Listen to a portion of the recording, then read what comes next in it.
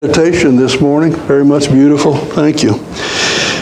We're going to read together from Matthew's Gospel, chapter 20, and I'm going to read verses 20 through 28. Near the end of Jesus' life and ministry on this earth, it says here in verse 20, "Then the mother of Zebedee's sons came to Jesus with her sons, and kneeling down asked a favor of him. 'What is it you want?' he asked. And she said, 'Grant that one of these two sons of mine may sit at your right and the other at your left in your kingdom.'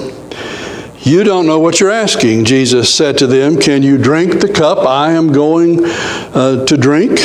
'We can,' they answered. And Jesus said to them, 'You will indeed drink from my cup, but to sit at my right or left is not for me to grant. These places belong to those for whom they have been prepared by my Father.' And when the 10 heard about this, they were indignant with the two brothers. Jesus called them together and said, 'You know that the rulers of the Gentiles lord it over them, and their high officials exercise authority over them. Not so with you. Instead, whoever wants to become great among you must be your servant, and whoever wants to be first must be your slave, just as the Son of Man did not come to be served, but to serve, and to give his life as a ransom for many.'" May God bless His Word to our lives, not only the hearing of it, but the living of it from day to day. I want to talk today about balcony people. I got booted out of the balcony when I was in junior high.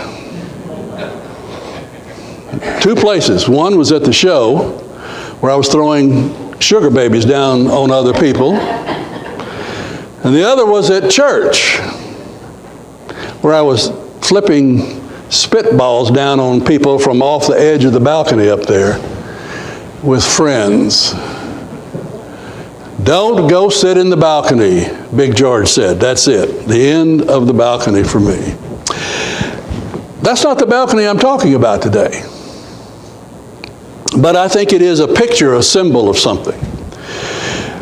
Scott Peck, who was a Christian psychiatrist, he wrote a lot of books and blessed and helped a whole lot of people. I think he struggled in his own life in many respects. And I think, by the way, a lot of great books are born out of such suffering. But Scott Peck wrote this book in which he talked about a story that he had heard. And this story was about, and I may have told this to you here, so put up with me if I have. But the story is about this monastery where there are these monks who are living together, a small group of them, 5. Their order had been declining for many, many years. It had been large, worldwide, according to this story, and yet it had been declining.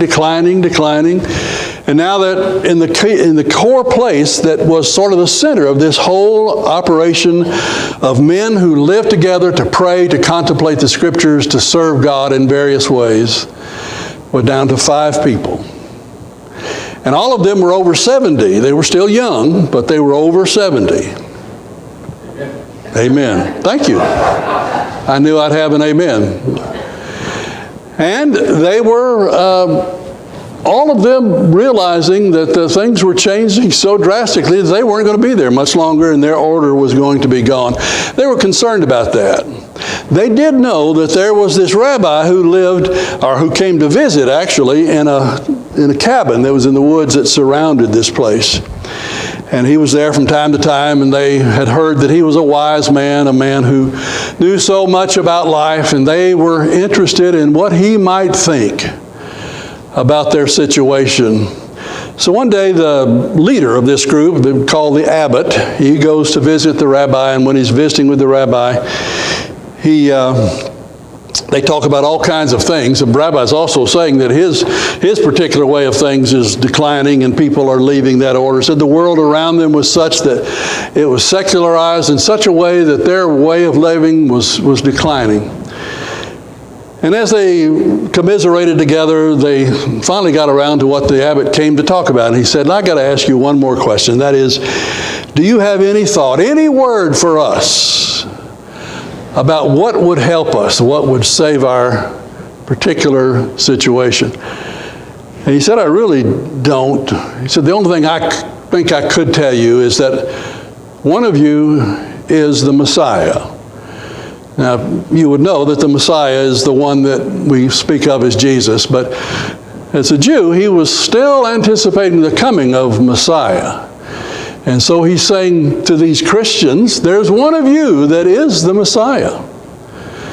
And he comes back to the group and they ask him, and he tells them, all I know is that he said, one of us is the Messiah. And that was it.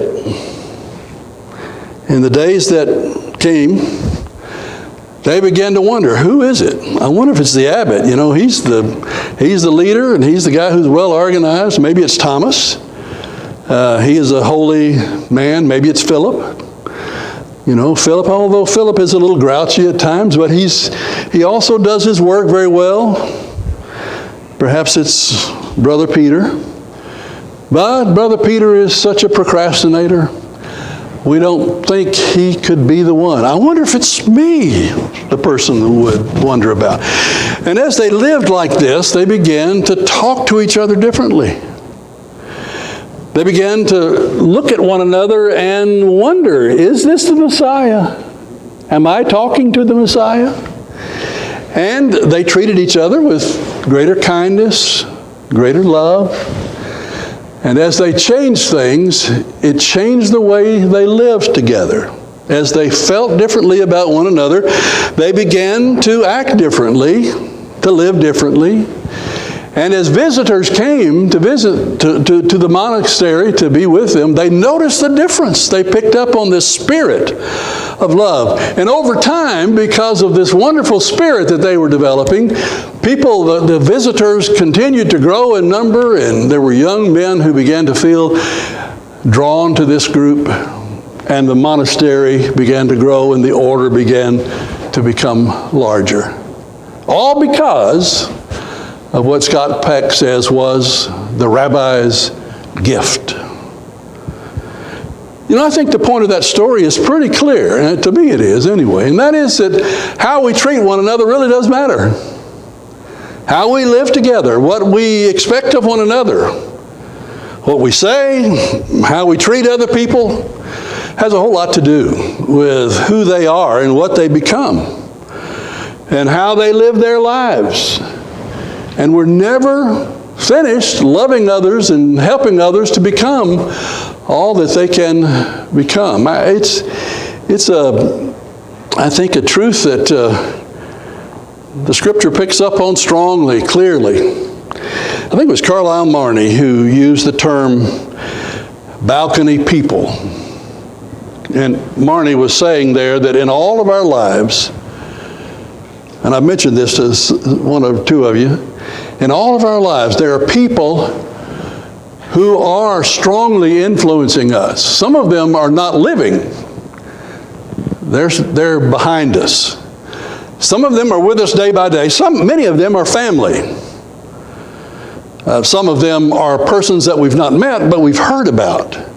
And we've read perhaps some of their readings. Maybe it's someone that taught us in the past. Who knows what it is? But all of us have this, or as Hebrews would say, cloud of witnesses around us that speak into our lives and influence the way that we treat other people. And perhaps family is one of the most dominant forces that causes us to live in certain ways. Sometimes a negative influence, sometimes it's a very positive influence in life.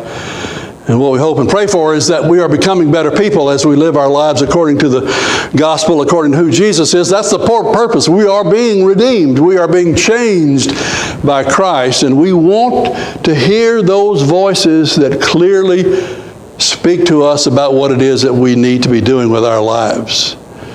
The balcony people of life. Who are the balcony people in your life? Did I tell you that one of my friends that I've known since the early 1970s, is a man who's a pastoral counselor who speaks of me as being his mentor.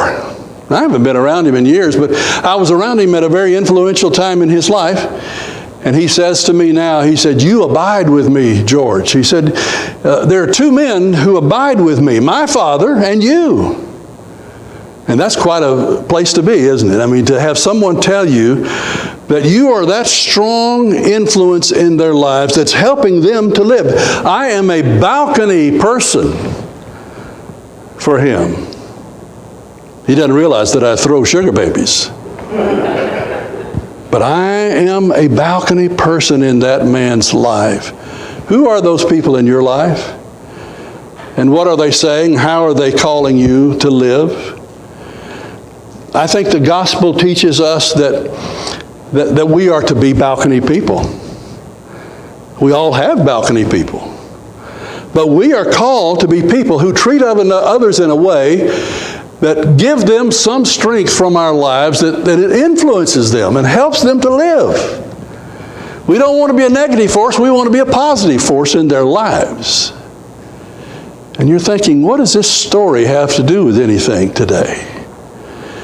Jesus met a mother who came to him and asked him for the privilege of her two sons having a place in his kingdom.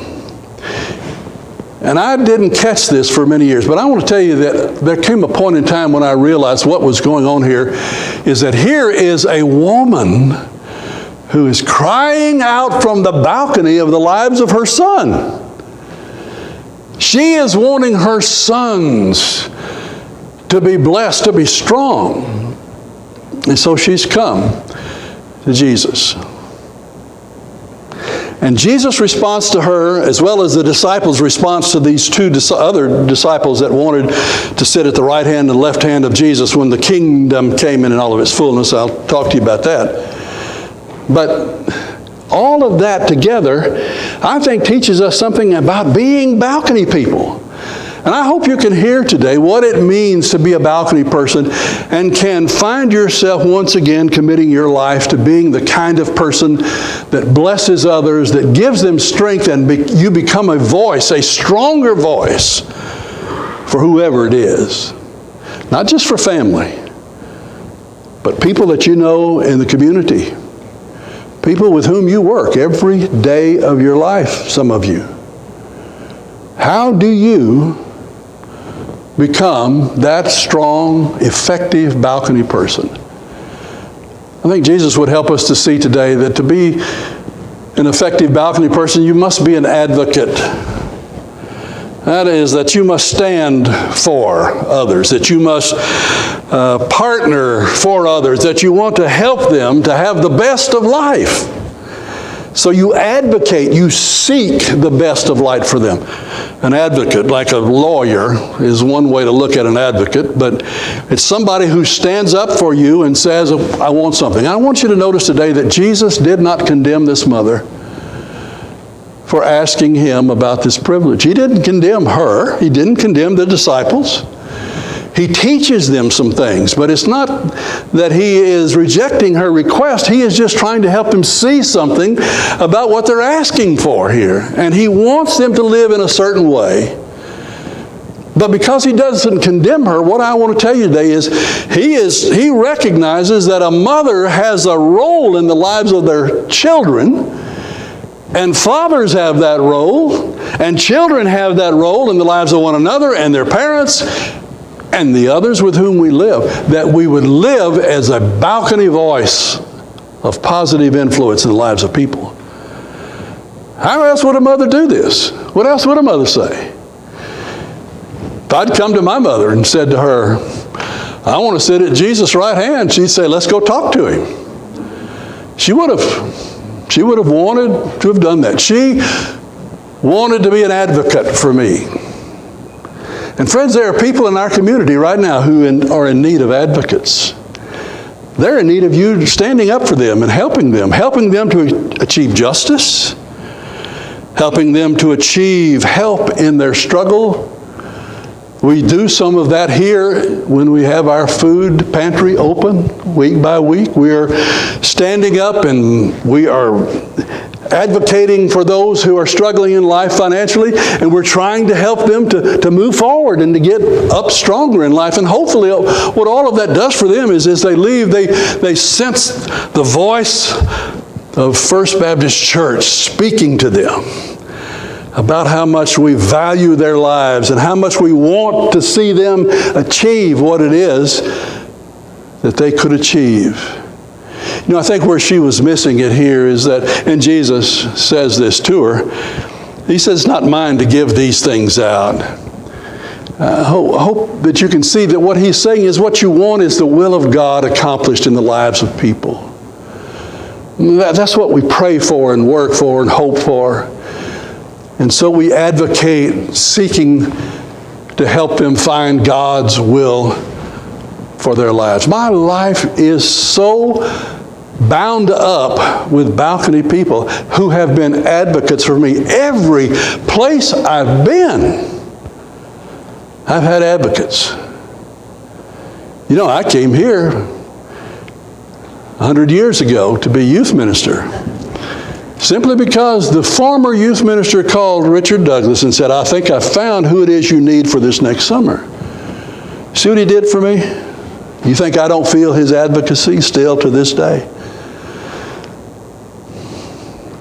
I became really a practicing minister sometime after high school. And that summer, I committed my life to become whatever it was Jesus wanted me to be. And I thought it was to be I called it a preacher, but it was to be a pastor, really. And you know what it was that got me going? It was this new youth minister who came to our church. I mean, he had his doors open for us. We could come to his house. We could just be there. We could show up at 11 o'clock at night, bring our ukuleles and sit around and sing Kumbaya or whatever it was that we wanted to sing, some songs that were a little more risque than that. He just loved us, and he listened to us. And when I made my decision in church, you know what he did? He came down, he said, "George, we got to get you in Baylor." And some people wouldn't think that's a great thing for him to do, but he said, "You need to be in Baylor."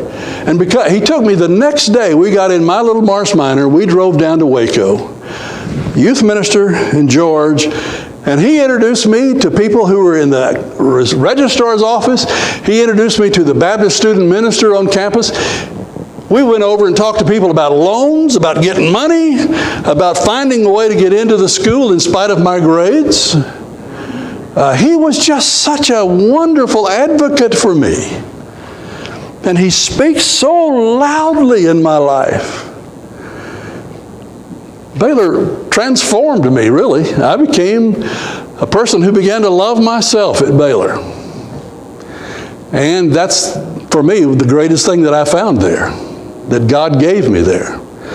And it's all because I had an advocate who stood up for me and helped me to get there.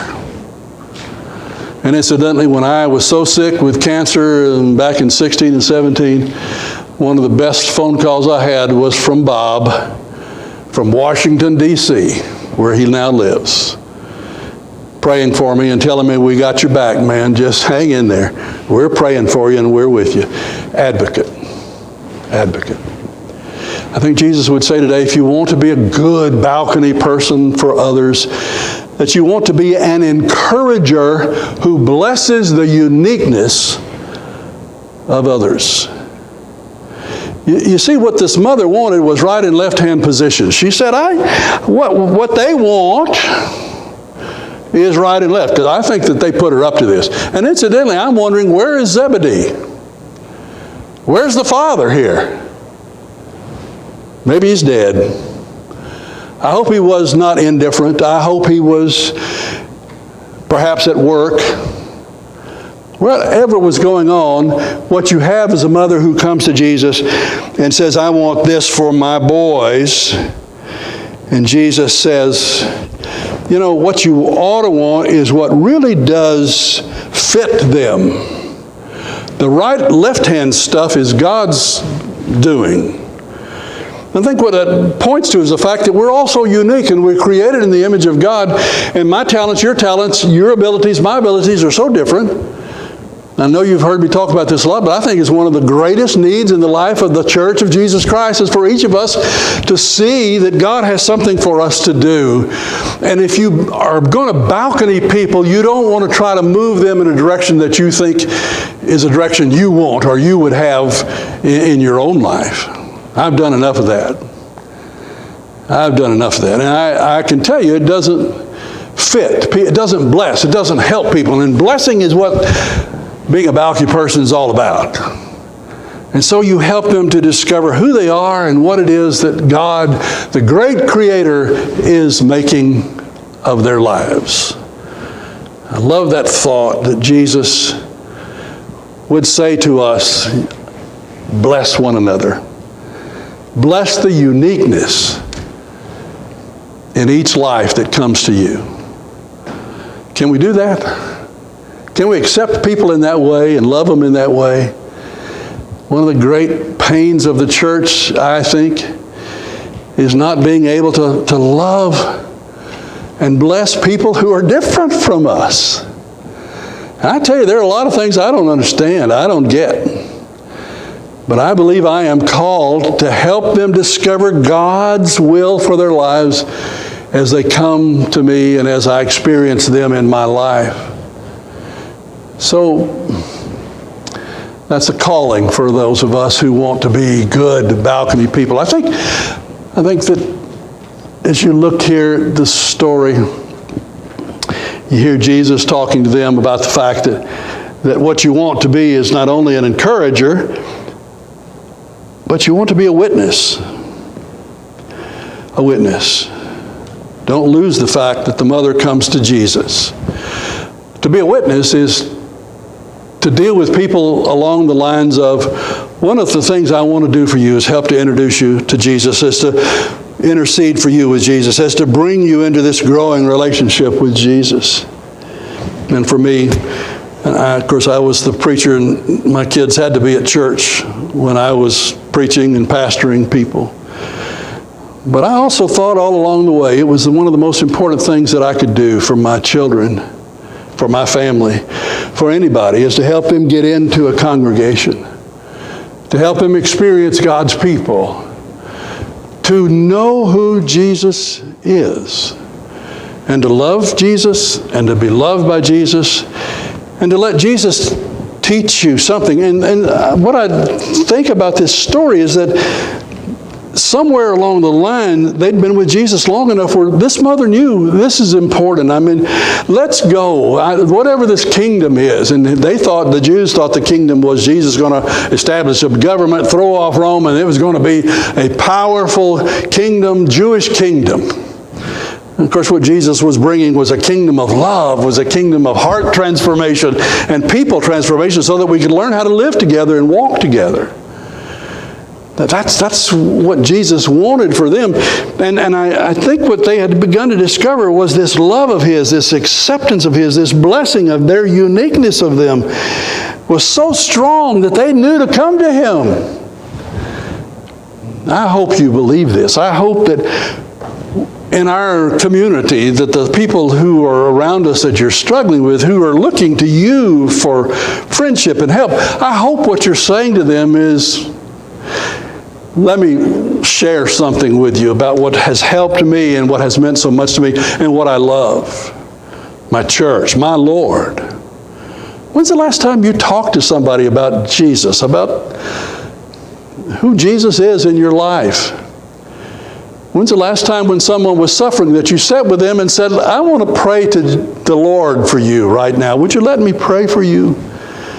What a wonderful balcony witness that is for people.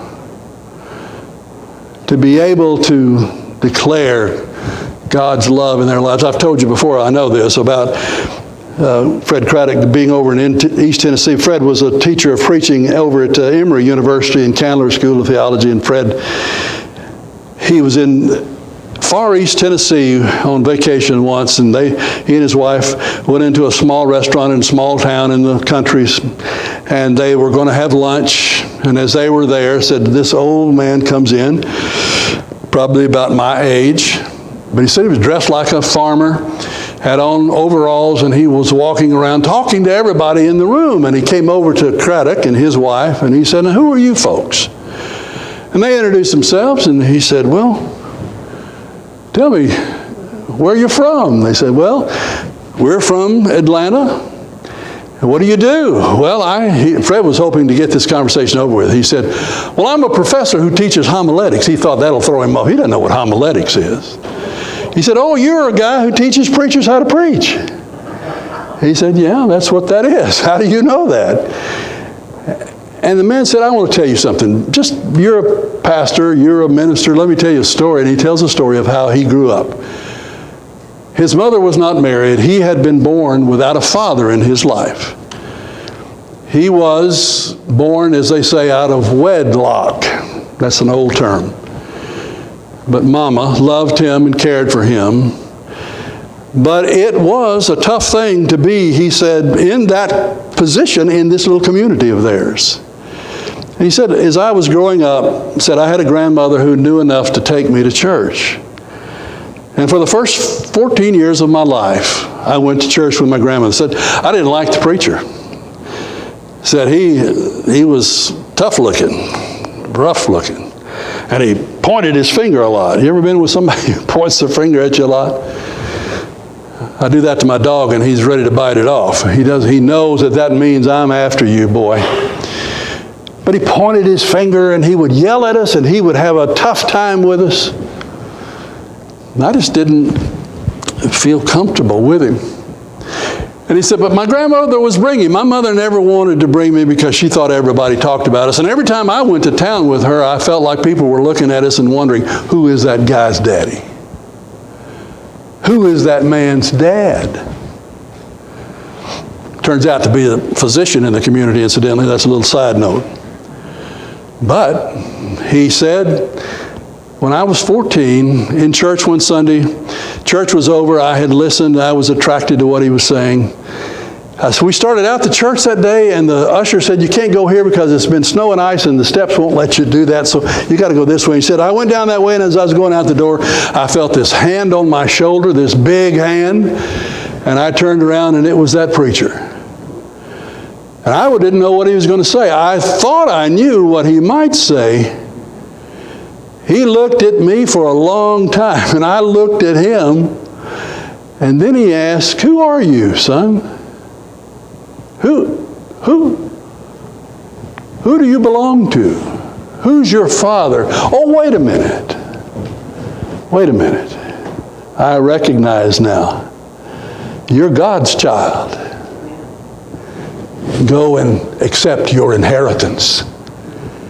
And he said, my life was changed because somebody loved me, witnessed to me, and helped me to find my way to Jesus. A grandmother and a preacher who know just the right words to say for him. Witness.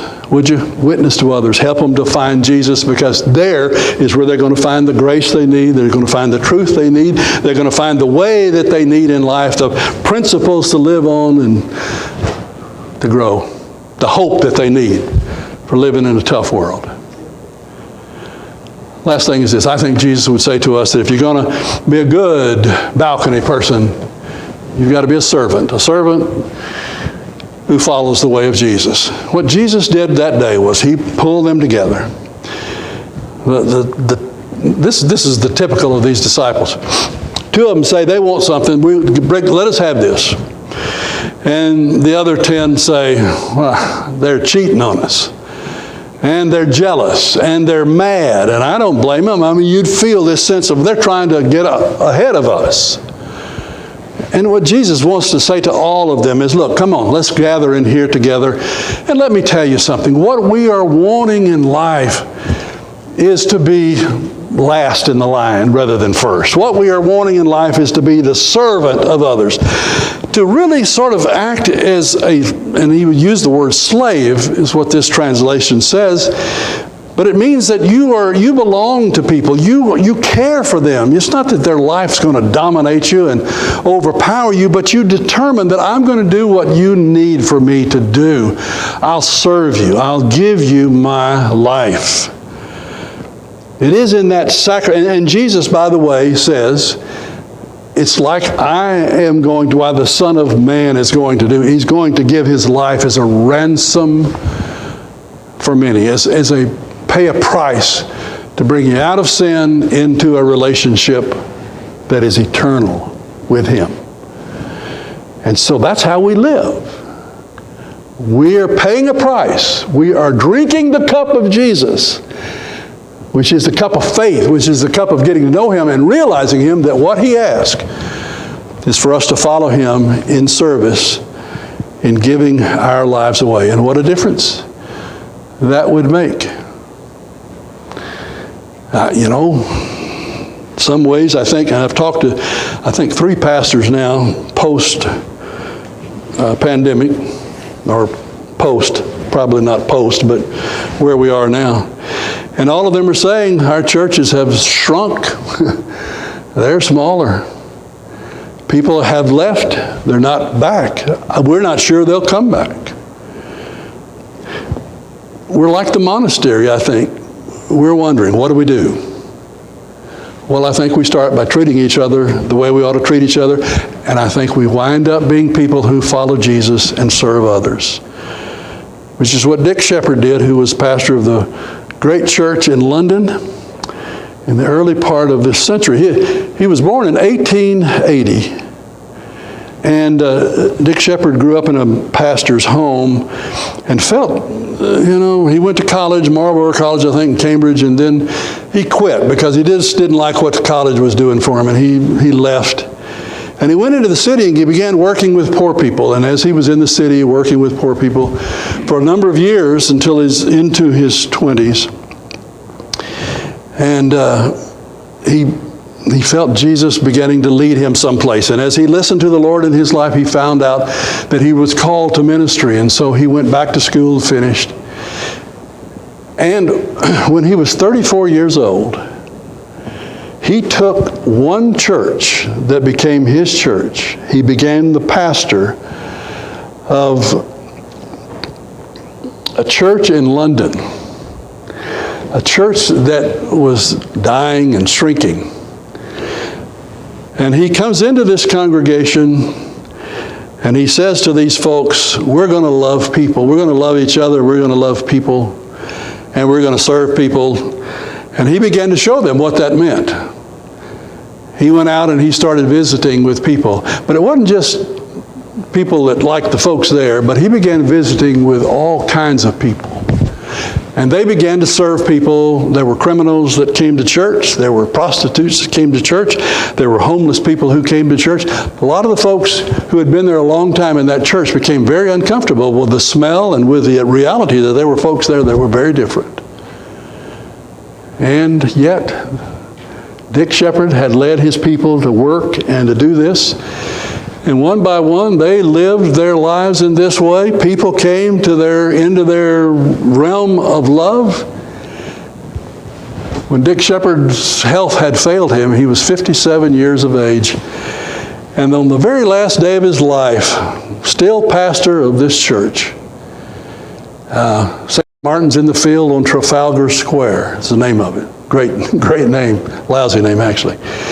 But what he did was, that morning, got up sick, but he took gloves to a friend at 4 o'clock in the morning, gloves that a man who was working needed. He preached 3 sermons that day. He took some flowers to a friend who was grieving, and then he went to visit a man who was dying, and then that night, he died, 57 years old. And they said that there in London, they had his body in a casket and people were invited to come. It's hard for me to imagine.